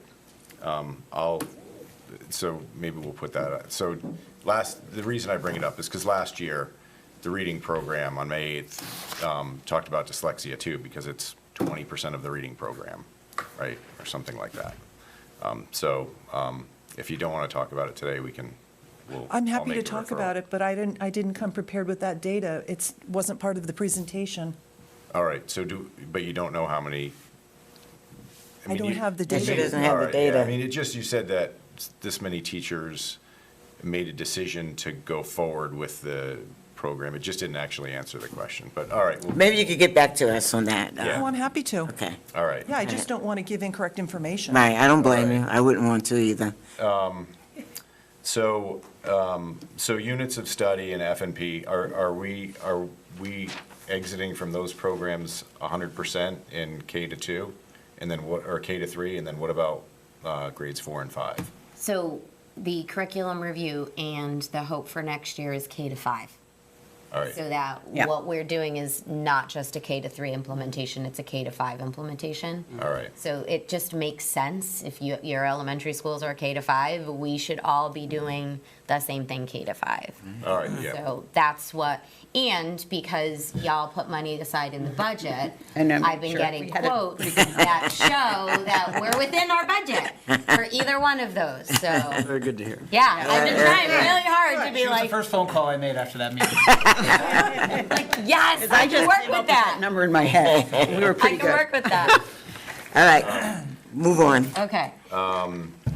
Can we get a move on, because the Yeah, hour's getting a no, little late? I'm all set. I've You all I've set? done my presentation. Okay, go ahead, Adrian. Lisa Yes. does have a long commute home. Yeah, so I guess we can go with this, all right, the rest of my questions are actually with Do you want we'll to, do at the end. and we could, or we can even bring them up or add that to the list of things when you're talking at the curriculum council level. You know, if you wanted to do a deeper Yeah, well, dive let's into just, some we'll of that. finish and then I'll see if I have any questions after. Okay, all right. I think they're finished. You're done. We're they're we're done. Presentation's over. The presentation's over. So if you're done, that may be the end of it. I just, Oh, Yeah. I thought the timeline, were you gonna just? No, I just said that you have the timeline that shows what we did, what we've done so far, and the PowerPoint was created off of that timeline to just give a brief overview of what's happened Right. when it comes to Dibbles and what we've done with moving forward with our curricular choices. All right, so Yeah. I'm going to move on to Ian now. I was just Right. going to say, one real quick, I could testify to the fact I was actually following along on the timeline during the whole presentation, and it Oh, good. dovetailed nicely. Thanks, I tried. Thanks. All right, that's a compliment coming from Ian. We'll take it. And I just wanted to clear, so Fontes and Padilla and Teachers College is over with starting next year. Yeah, It's all gone, Yep. zero, like 100% ejection, 0%. Okay, Don't sneak it in. Don't sneak it in. All right, good to hear. Nope. Thank you. New core ELA. okay. Jen? God, I have a feeling an open can of worms here. Like, identify 2 curriculum items, and it's EL and wit and wisdom. What did you not like about bookworms? Oh, yeah, so, Sorry. that's, no, I'm glad you're asking that question. Bookworms had 3 different components to it. One of the components was a shared reading. Part of the shared reading had phonics. And the phonics didn't align, because it was under the compendium, Yep. so that we could do UFly and Hegarty, and their phonics didn't align with what we would have been doing in UFly and Hegarty. And so I reached out to the state, I sent them a list of questions, we had a meeting, and my question to them was, well, do we not do the shared reading because it is not in alignment? We're going to confuse our kids. This is our phonics, this is our core phonics, this is not. So they actually gave us the wrong information at first. They said that you just wouldn't do that part, and you would do the other two parts. But then they reached out to Dr. Walpole on the University of Delaware, and she said, you can't do that. So the reason why, there's two reasons why. One reason is because we just don't have that kind of instructional minutes in our daily schedule. It was almost like 2 hours and 45 minutes. Yeah. And we're trying really hard to get as many minutes as we can for literacy for next year. And the second reason was when we looked at through the text that kids were reading, they were very old publications. And I'm not saying there aren't some goodies, right? Danny the Dinosaur, I know, is a great book that all of us remember reading to our kids. I get it. I have 3 girls in college. I read Danny the Dinosaur.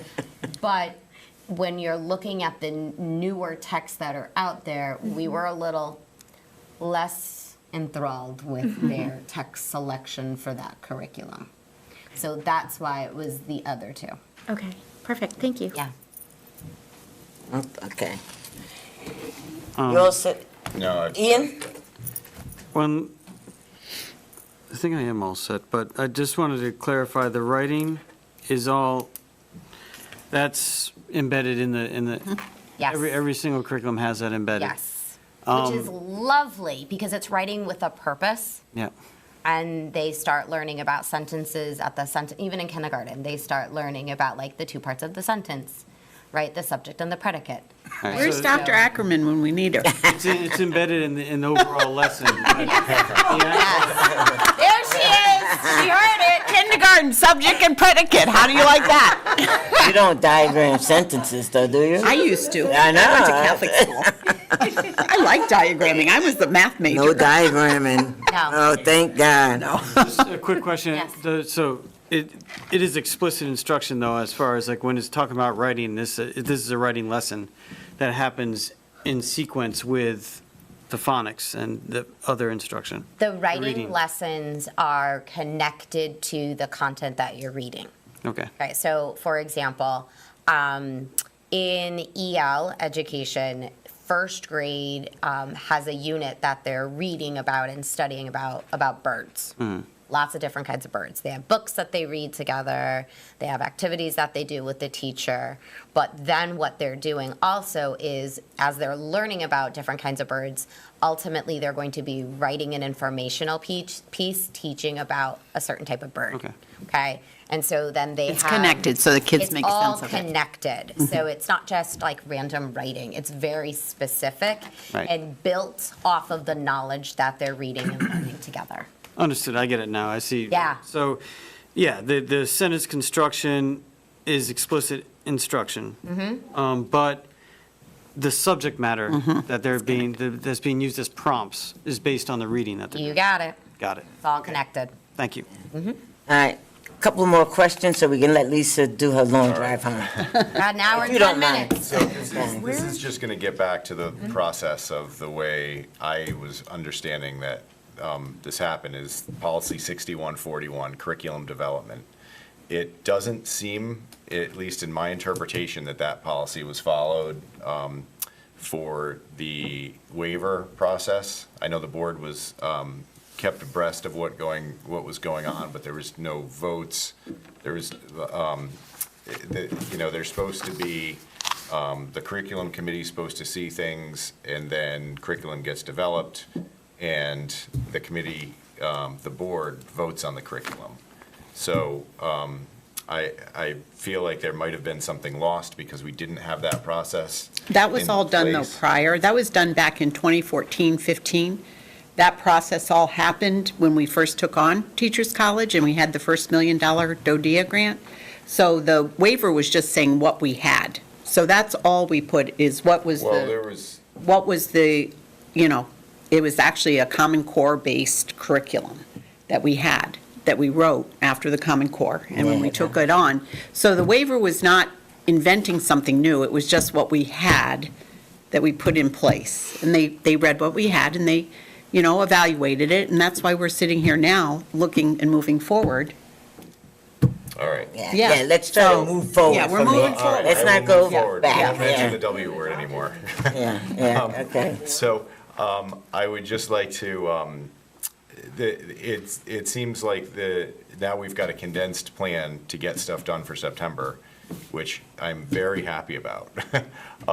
But And I we've got would- an expert group I would working with like us. to, review the policy and see how that can fit in with the board having input and knowing what's going on as this Well, the progresses. board, the board's going to be. Updating the curriculum committee, right, as you go?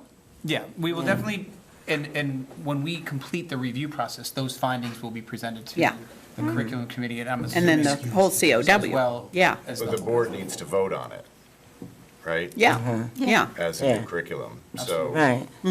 So let's just, I'm just saying it as there's like a little flow chart, unless the board wants to change this policy, let's just keep that in mind. No, we're very aware of this policy. Actually, All right. Dr. Ackerman and I worked on that years ago, and I made the flow chart because I didn't want to miss a step. So I'm very aware of that. All right. Yeah. All right. Yeah. All right, well, thank you all for coming. you. It was You guys a had great questions. meeting. Thank It you was very really much for all your research very and informative. understanding. I Andrea appreciate might it. want to be make part a of the motion.